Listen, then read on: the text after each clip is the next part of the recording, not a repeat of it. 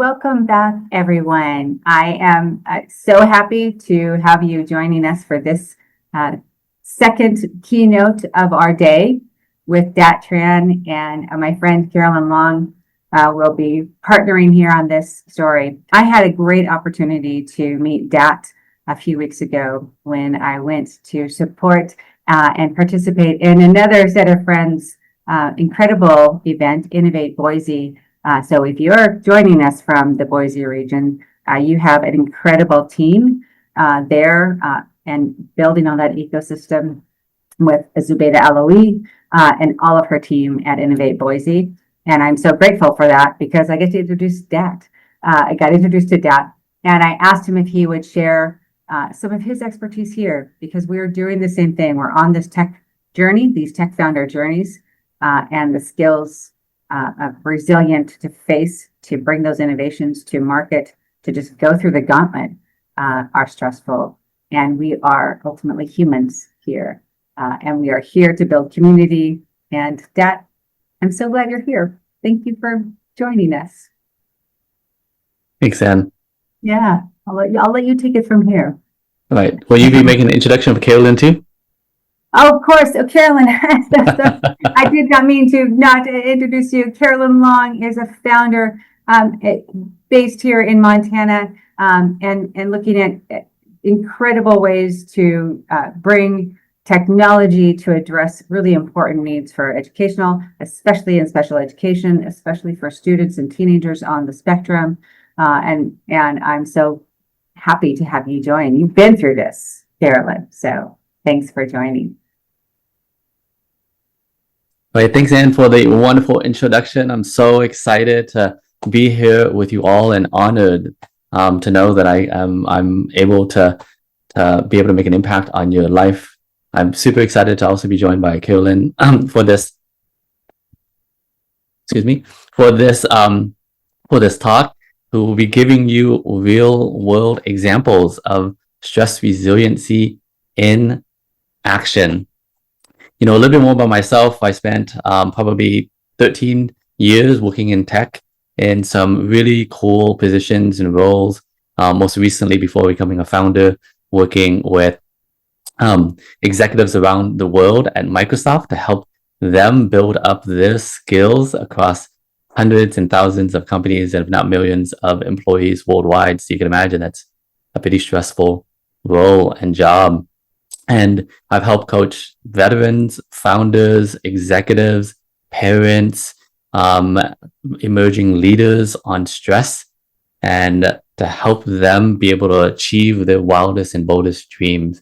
But I have to admit a little bit that I'm a little bit stressed at this moment because I realized that I forgot to put Carolyn's name on this opening slide, but hey, it's okay. We're going to use stress resiliency and action to just move right through that. So Carolyn, I'm super excited to have you here as well to make this an engaging session.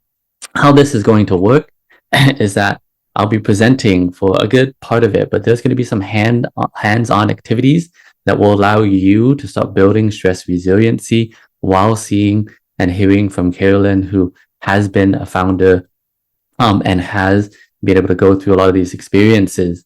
So opening up, I want to share the number one discovery that I've come to find working with so many people and living and breathing an ambitious life is that the number one myth that we all have been told our entire life is that you need to reduce your stress to be successful, happy, and whole and healthy. So many of us have been told, hey, your stress is going above and beyond. It's stressing you out. It's causing impacts on your health. It's causing impacts on the world around you. And many of us have tried to reduce our stress. And the reality is stress reduction only works temporarily, but it will always find its way back into our life. And the reason why that's the case is that I found that there are three causes that causes us the most stress. And those three causes are: one, being in a relationship. Anyone knows that just being in a relationship will bring you in a tremendous amount of stress, because now you're not only taking on your own stress, which you do have some control over, you're also taking on the stress of the person that you're in relationship with, whether it's a boyfriend, a girlfriend, a partner.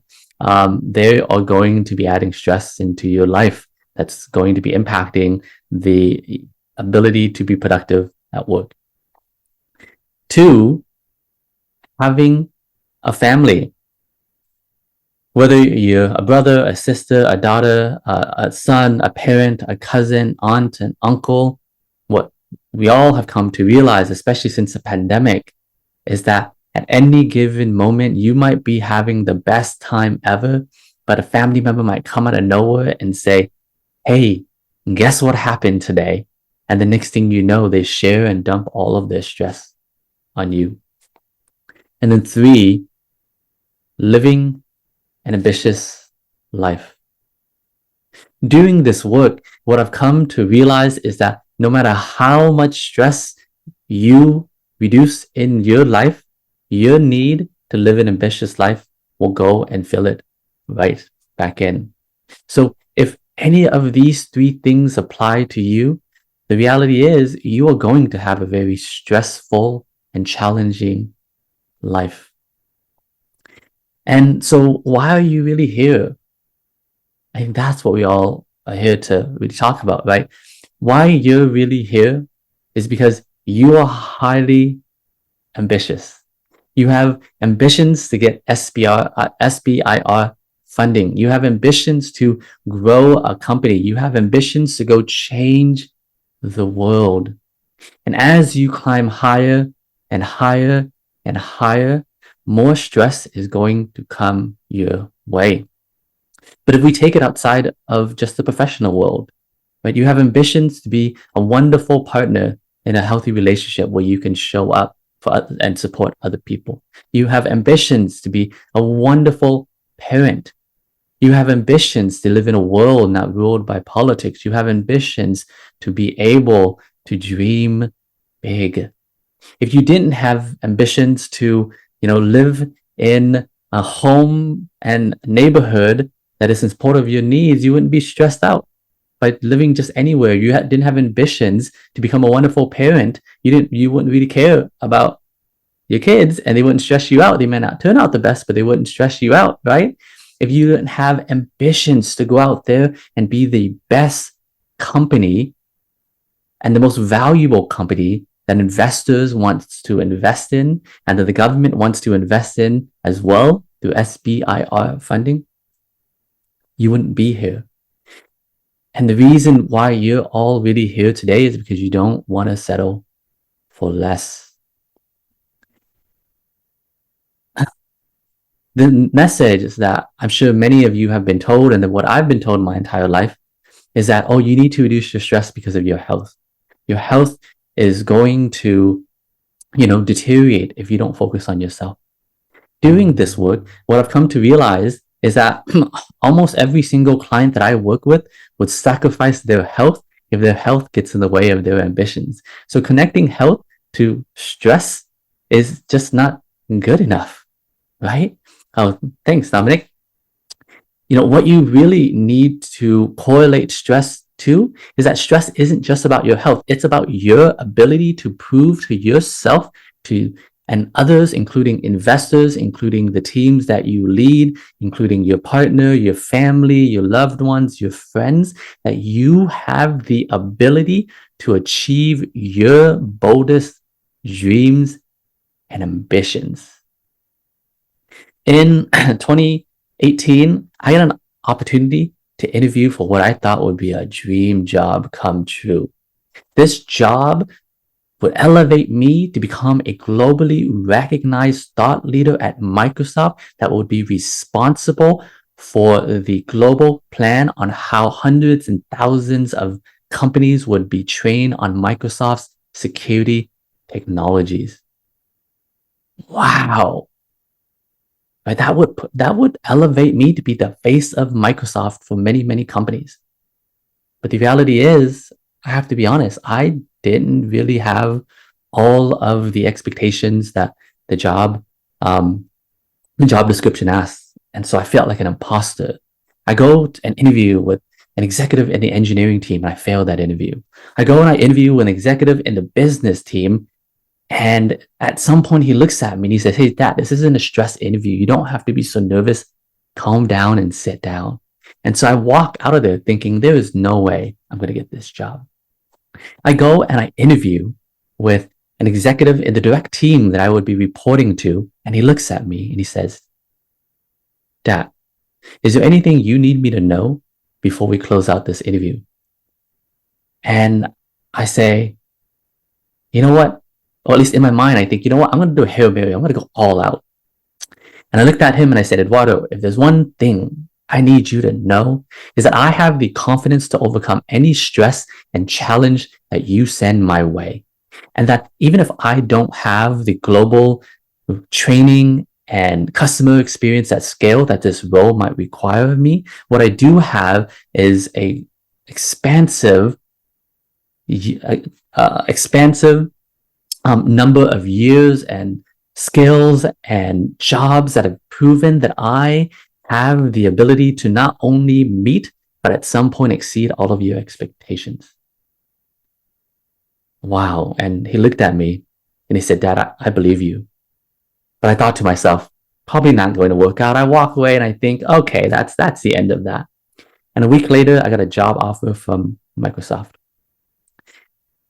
What this taught me is at the beginning of every single relationship, every single interaction, every single opportunity that you are ever going to get, excuse me, for the rest of your life is going to start and end with two unspoken but powerful questions that you need to know as a founder. And that first question is this person going to add to my stress or alleviate it? And the second one is, does this person have the resiliency to handle the stress that's going to come with me, my opportunities, my feedback, my insights, and all of the greatness that I'm going to share into their life? Imagine, right? You get that SBIR funding, and then all of a sudden you've built out this wonderful team, and you go to an investor to ask for even more funding. This investor might say, "Okay, you have a great product, you have a great service, but working with me is going to cause there to be 2 times, 5 times, 10 times the amount of stress that's sent to you, your company, your team, and your services. Can you handle that level of stress?" If the answer is negative to both of these questions, the reality is, as deserving, as wonderful as you are, they're going to give that opportunity to somebody else. Because what they want is they want to know that you have the ability to handle the stress that they're going to bring, that your team has the ability to handle the stress that they bring without breaking. The same is true in your personal life, because it's not just about work, right? We jump into relationships with friends, with families, with romantic relationships, because we believe that this other person can handle the stress that comes with us and our ambitions. And as your ambitions grow, so does the amount of stress in your life. As the ambitions of the people that you love grow, so does the amount of stress that they are going to give you.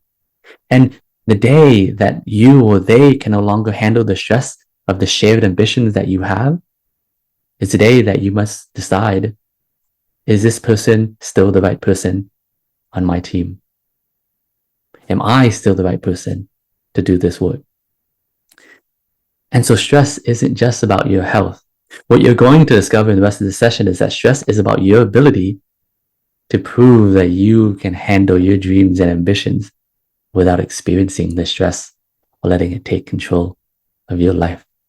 And so rather than just talking about the problem statement, the doom and the gloom, let's talk about what you can do. And what you can do and what you need to do instead is that as your dreams, as your ambitions grow, as your company grows, what you need to do is develop the ability to handle life's challenges, opportunities, failures, setbacks, rejections, no's, hardships, impossibilities without experiencing the stress. If you think about it, two founders can go through the exact same situation. One founder goes and gets SBIR funding and they're told, you're not good enough yet. And they go and they don't stress out and they build their products, they build their team until it is good enough. And after 5 rejections, they go for the 6th one and they get it because they were able to take that failure rejection without experiencing the stress. Well, a second founder might go and they might get a rejection. Then they might get told, hey, you're not good enough. And then they break because they just can't handle the stress. Stress resiliency is to be able to say, I can keep going and I will never give up. And I will not take that stress and hand it over to other people. And I'm feeling a little bit of stress right now because my throat's kind of acting up all of a sudden. So give me a second here.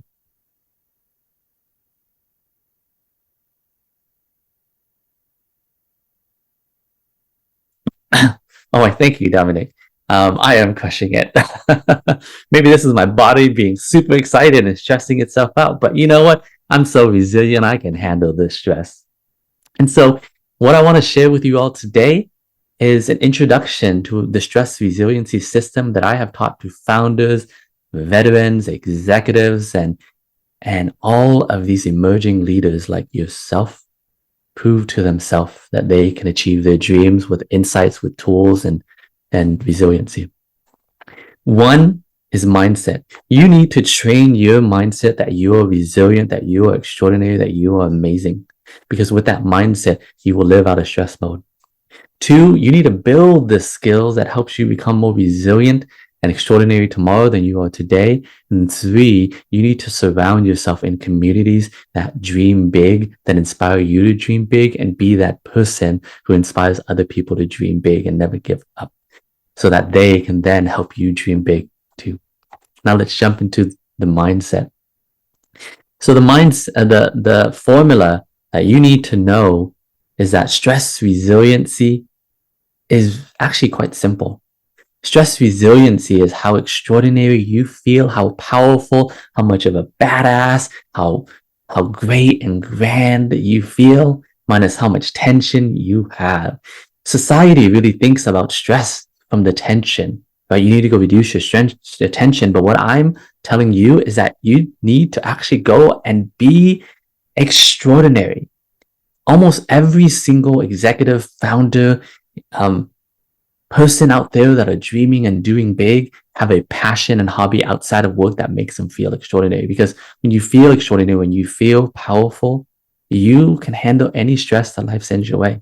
When you feel small, when you feel fragile, when you feel sick, when you feel not good enough, when you have that negative self-talk, someone can come to you and say, hey, can you write that email? Can you call that investor? Can you bring hard feedback to this teammate that isn't doing so well? And the next thing you know, you get overwhelmed because you don't feel great. That is the power that I'm going to prove to you through this session. Why is that the case? Is from a mindset perspective.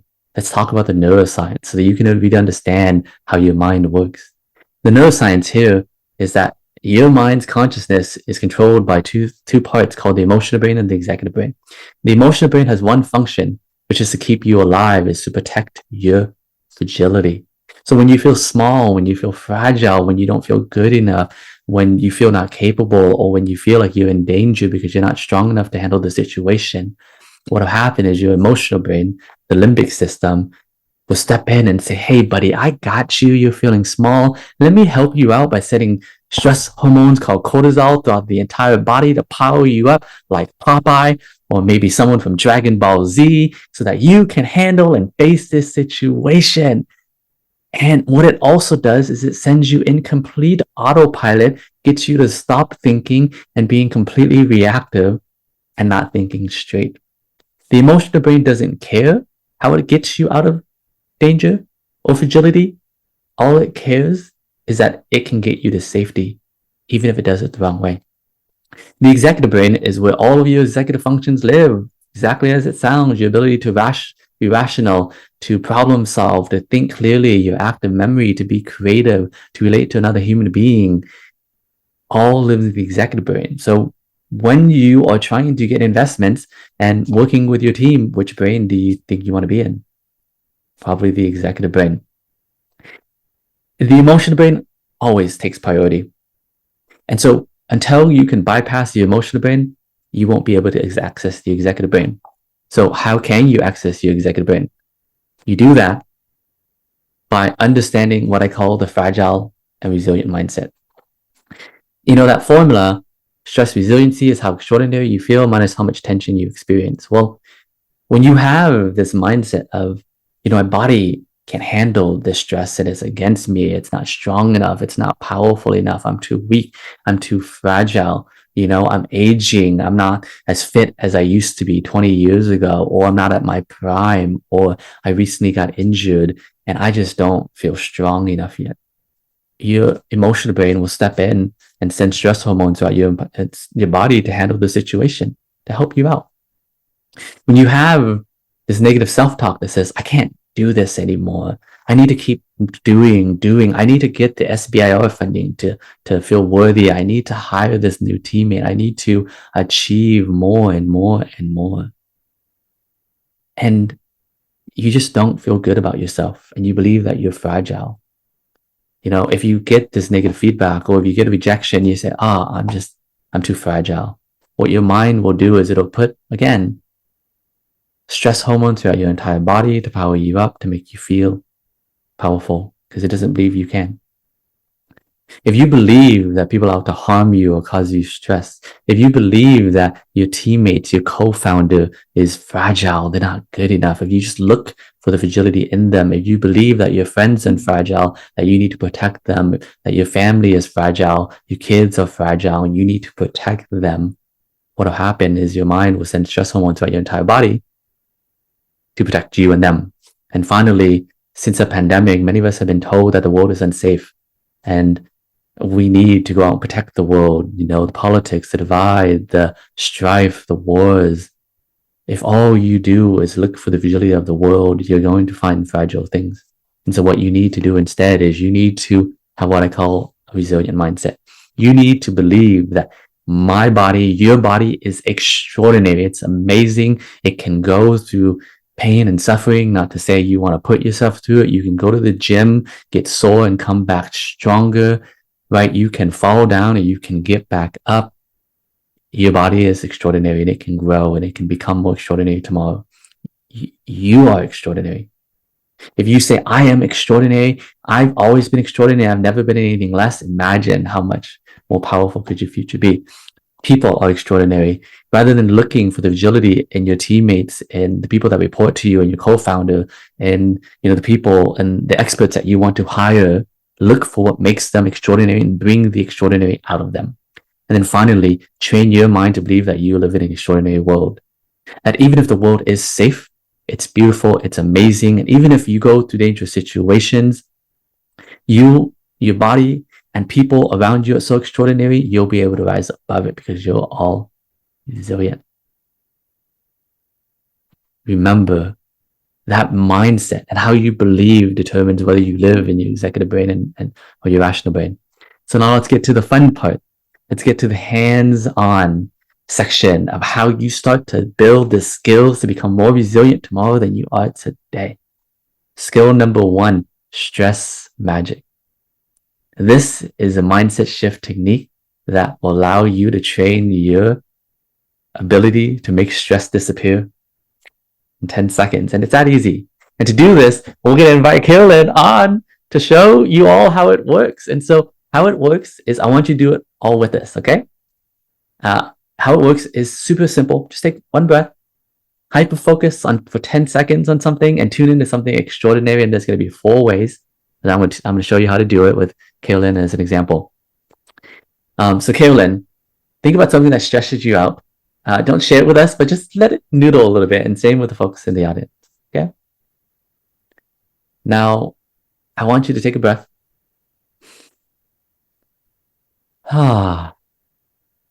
And just rub your hands together like this. rub your hands together and notice how this is the most extraordinary sensation in the world. And how, as you're rubbing your hands have helped you problem solve, they've helped heal, they've helped, solve some problems to support other people. And notice how it just allows you to calm down. And Kaylin, different from what we talked about, we're just going to go through all four at once for the sake of time. So now, everyone take another breath. And now tune in to what's extraordinary about me. And allow that to help you feel more extraordinary, feel more safe. So Kaylin, what's extraordinary about me?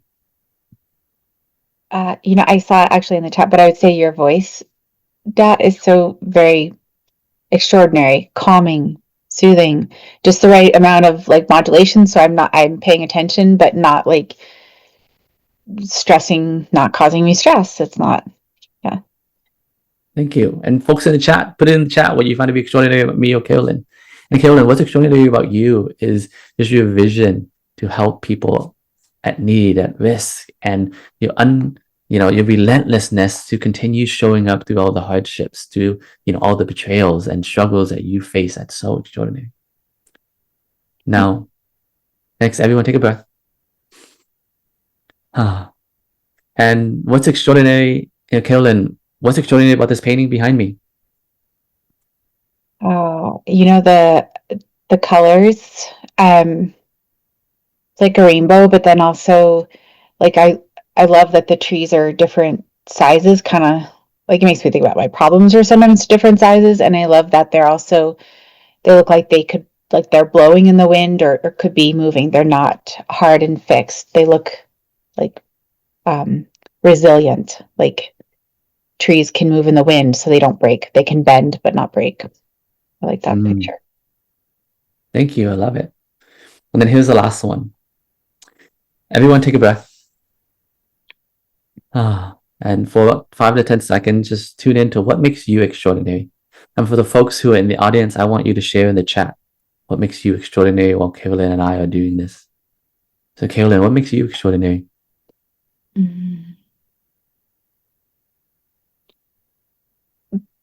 That I don't really give up, that I don't spend very long focusing on the negative, that I try to put that in a whatever and then just move on and see what's in front, like learn from it, but not live in it and go forward.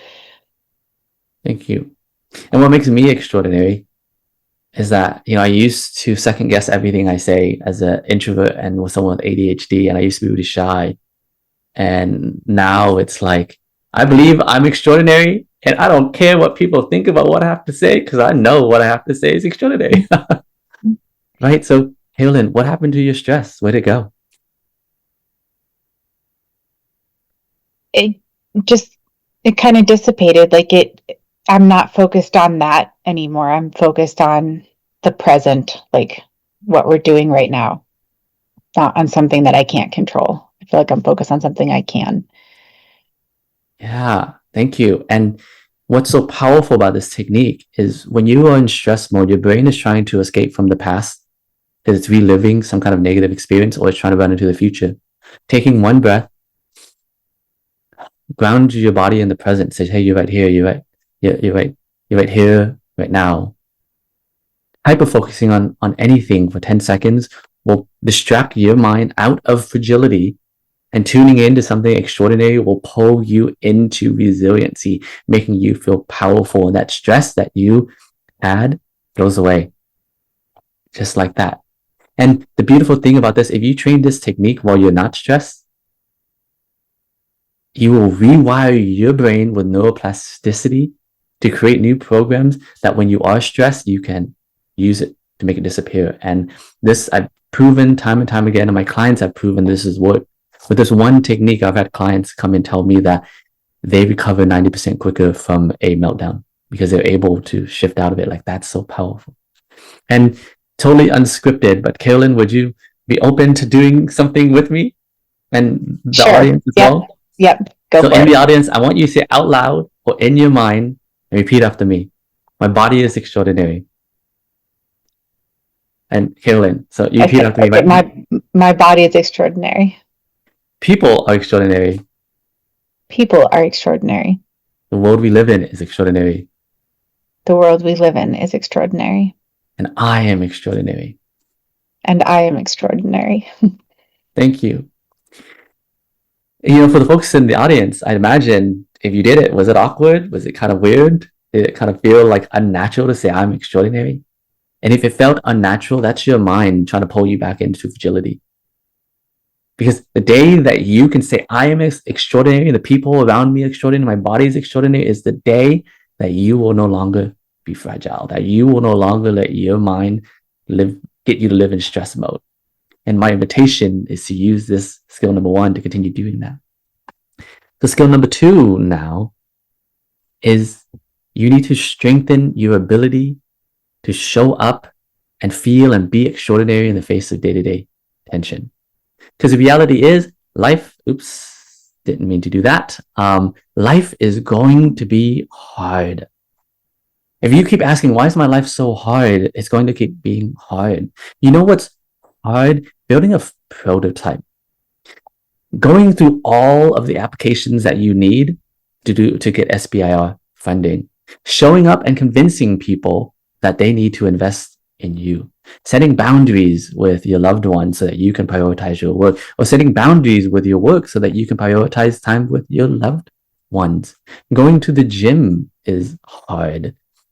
Getting told that, hey, your prototype isn't good enough yet. And then taking the features that you love the most and letting go of them and implementing new features, that's hard. And so you need to go out there and do hard things. Go to the gym, climb that mountain, start setting boundaries. If you're an introvert, go out there and network and be in community. Go to Toastmasters. If you're an extrovert, maybe learn how to be there and listen to someone talk for 10 minutes without saying much, which I know these things might feel more impossible than they do possible, hard, but by doing these things, you train your ability to show up for hard things. So Carolyn, in your journey as a founder, what have you done to help strengthen your ability to do hard things? That is a great question. And I just keep doing them. And I was just thinking as you were saying that the hard things just get harder. Yeah. Like there's not a moment where, it all of a sudden gets easier. It's like you're just building those muscles so that as that next hard thing comes up, you're ready to tackle it. For me in my founder's journey most recently was actually like what I was kind of laughing when you said letting go of features that you love. Like I had to let go of something that I'd built for almost 10 years in order to be able to completely move on fresh. And that took a lot of little hard things getting harder and harder for me to do the hardest thing of all. So yeah, very timely. Thank you for this. Thank you. And I love that you're giving live examples of, how it's impacting you and your journey as a founder, because that's what we're all here for, right? And so next is you need to stretch your capacity to achieve the most extraordinary feats during life's most challenging of moments. The example I like to give is anyone that's a parent knows that you might wake up one day and thinking raising kids are impossible. Why did I pop these things out? And then you got to do it anyways. You got to continue going. As a founder, you are going to be asked to make the impossible possible. What you are basically doing is you are taking, problems that are existing that don't have a solution, that are impossible today to fix today, and making it possible tomorrow. You are bringing in new teammates, new experts that are going to help with growth of your company that wasn't impossible today. You are going to have impossible tasks thrown at you. And I'm not talking about what's impossible for the world. I'm talking about what's impossible for you, your team, your company, your vision, and your ambitions. Because once you turn something from impossible to possible, you're going to have more impossible things, like Caitlin was saying. And so your life is continually going to ask you to do things that are impossible. Anyone that's what's been called the sandwich generation, that has to take care of children and their parents, knows that you are living a life of impossibilities every single day, and you are being asked to do impossible things. And so by stretching yourself, by running farther, signing up for a marathon, going out for a run, doing exercise, signing up for Toastmasters, going out there and networking with people that are so out of your comfort zone. By doing things that are out of your comfort zone that you never thought was possible, you will train your mindset to go from I can't to I can make the impossible possible. Because as an investor, if I come to you and I say, if you can't run a marathon or you can't prove to yourself that you can set boundaries, why would I invest in you?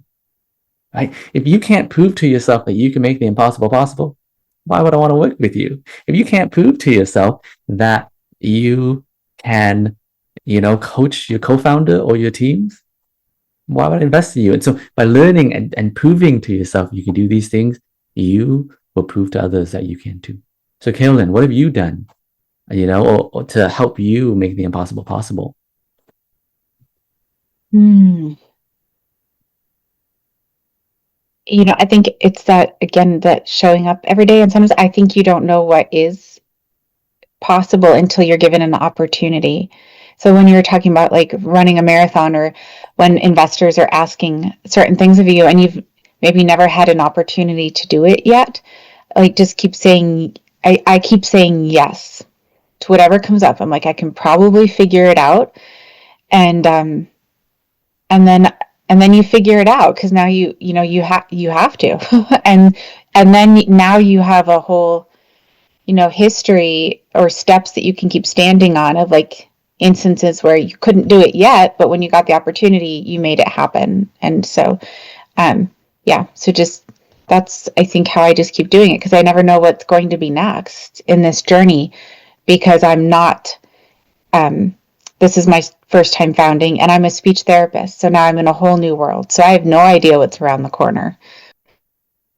Exactly. An example I like to give is, in 2018, I was asked by a client, hey, Dad, can you integrate this tool into your product? And I said, I've never heard about that tool before, but let me get back to you.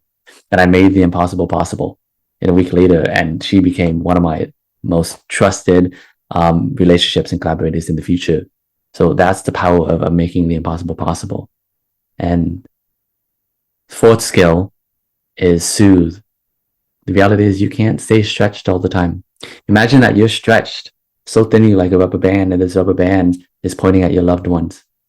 Someone pokes you, the next thing you know, that band then snaps back at them. You make a mistake, you can't rest, or you stretch yourself so much that you don't know how to rest.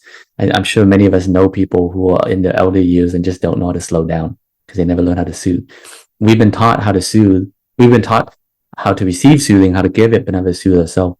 And so soothing yourself allows your mindset shift to go from I need to keep producing to I can be present. Do yoga, meditation, go out for a walk, have a cup of coffee in the morning or a tea, and just be present. That is the power of soothing. So Kaylin, what have you done to soothe yourself? This is one of my favorite topics, because it always feels like it falls into self-care. And I have a strong aversion to the word self-care, because self-care feels like one more thing on my to-do list.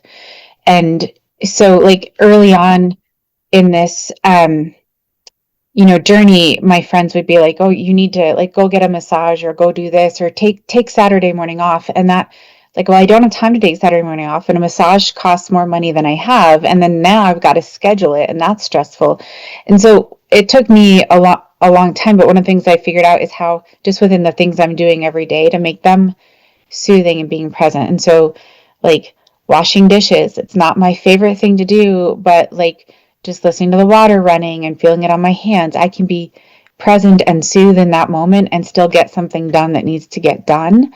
And then that decreases my stress, because it's one more thing off of my list. So I've tried to start packing those things in during the day. Like if I'm stuck on a long commute, like I can sing, that takes, some stress out. Like just however I can fit it into something I'm already doing, I try to think about it like that. Thank you. What I loved about that is soothing for most of us is probably the most important skill, because soothing is stretching. Most of us trying to soothe the learning is just stretching. It's hard, but it's needed. It's worthwhile, because you get to be present with your loved ones. When you're in a fragile space, that's when you make the most mistakes. And that's when, when you stay stretched, that's when you make mistakes that cost you so much time and money and energy that you spend a day, a year, if not the rest of your life making up for it. And the final skill is stress resiliency skill number 5, release tension. You need to know how to release tension. At the very end of your day, take all of that negative and all of that tension that's holding on to you and let it go. Listen to music, yell at the top of your lungs. In the pre-pandemic, we had the opportunity to, commute to and from work, so we had time to release home stress and work stress. But now I think many of us have got addicted to just productivity. But if you're holding on to that stress, it is going to, you're going to unleash it onto others. So learn how to just release. And releasing is similar to soothing, but soothing is more calming. Releasing can be done in all ranges of emotions, including, just yelling, crying, letting go. And for the sake of time, I'm going to skip giving examples on this one, but you need to learn how to let go of stress. So closing up this wonderful keynote, the invitation I get to you all is 7 days of soothing, 3 days of strengthening, and 1 day of stretching. You are already being stretched as a founder. So 1 day a week, you need to learn how to stretch yourself outside of work. 3 days will help build up that platform so that you can become stronger and stronger and show up. And 7 days of soothing balances that out. Life doesn't soothe you, so you have to learn how to soothe yourself. 3 days of stretching will balance the hard things so that the hard things become less hard. And 1 day of stretching will allow you to reach higher and higher and higher to get to your dreams and ambitions and stress magic and release as much as you can. Those are easy, and that can be done really quickly. And this is how you're going to build a foundation to achieve your wildest dreams and ambitions. And so I leave you with a community, right? You're here because you need to be in community. The reach of your ambition and dreams will only be as grand as the communities that you surround yourself with. So surround yourself with people that are dreaming big, that have found the answer, that have found the solution. Surround yourself with people that make you feel extraordinary, and better yet, be that person in the communities that makes everyone else feel extraordinary. Because when you do that, people will flock themselves to help you become successful. And my last word to you all is ask yourself, what are you doing to invest in your own extraordinariness and the extraordinariness of your team, the extraordinariness of the people who are there to help you be successful? Because that's how you are going to achieve your wildest dreams and ambitions. And when you are ready and need some help for me to come help you and your team and your company become so extraordinary that you can get that SBIR funding, the investments, and to prove that people that you are worth investing in, I'm here. And in case no one told you yet, you are extraordinary, you are amazing, you are resilient, you are powerful, and you have the ability to go change the world and achieve all of your wildest dreams and ambitions, and to support the people in your life that need that too. Reach out anytime.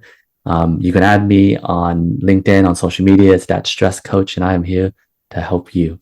Thank you so much, Kaylin, for giving me the opportunity to come and speak to this amazing group of founders and leaders and people making an impact.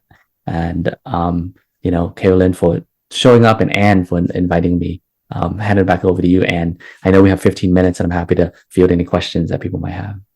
Yeah, I was going to say, we have a first, thank you. Dat, this was wonderful. It's exactly what we want. I think this is really, it also just really ties up this sense of kind of coming here for learning about ways that you can take your tech startup to the next level, but also just really knowing that there is a community here.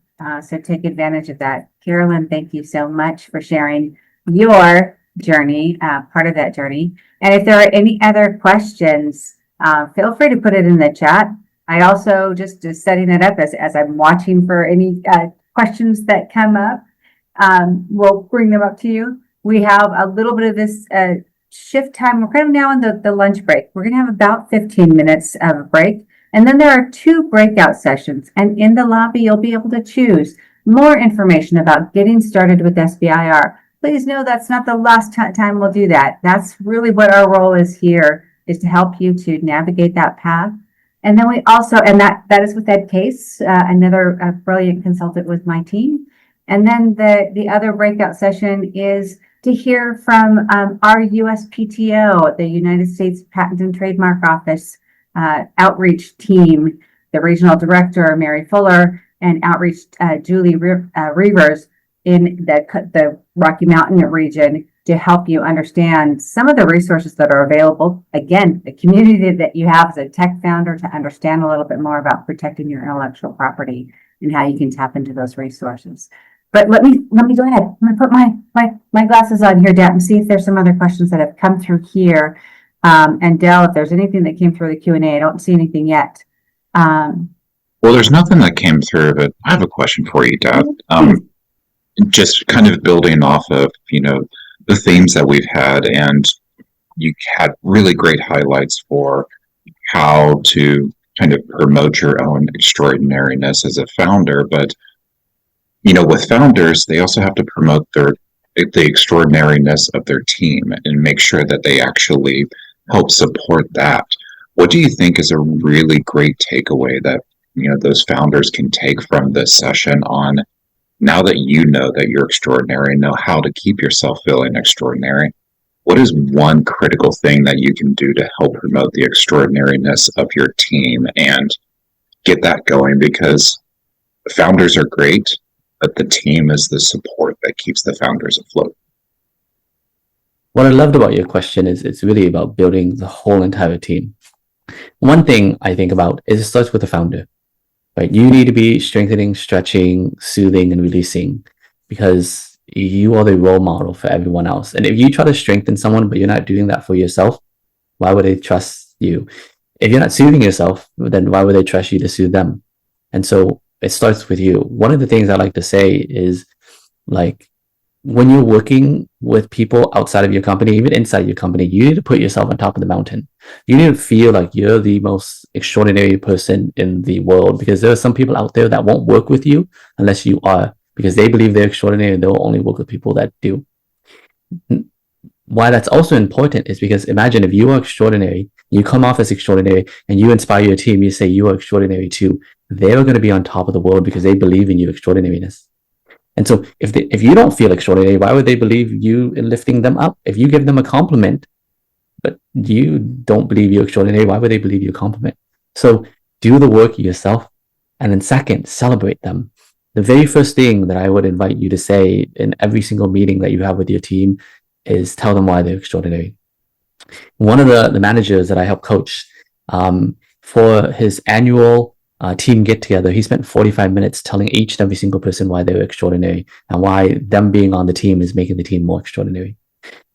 Rather than judging your teammates or the people that work for you for why they're not good enough, remind them every single day why they are good enough.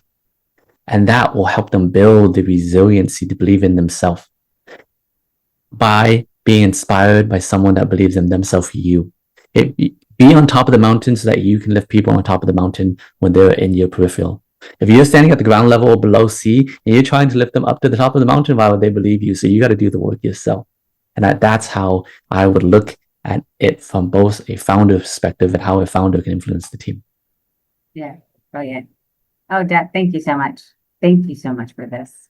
I feel extraordinary. I'm just like, just after these last 40 minutes, I'm just like, I'm chill, I'm calm, and ready to take on the rest of the afternoon sessions. And Yeah. for your time. Thank you so much. And can I answer one more question, actually? Oh, one more question. No, well, this is actually building on top of that. Yeah. Stop using your extraordinariness to solve the problem that your teams might have. Empower them to be extraordinary so they can solve it on their own. So it removes that codependency from you. I think what founders have is, I have the experience, I have the knowledge, let me go do it for you. But the more you protect people's fragility, the more you remove their ability to build the resiliency. So trust and believe that they have the ability to build the skills rather than doing it for them is the last one. Yeah. No, that's really an incredible viewpoint. I knew that from a mother, being a mother, and talking with my children, guiding them through the scary things where I've been scared. But I know that the only way that they're going to gain that strength is to actually to go through it. Many of us may have heard this phrase. If someone's going through a tough time, if you're going through hell, keep going, right? And this is part of that, right?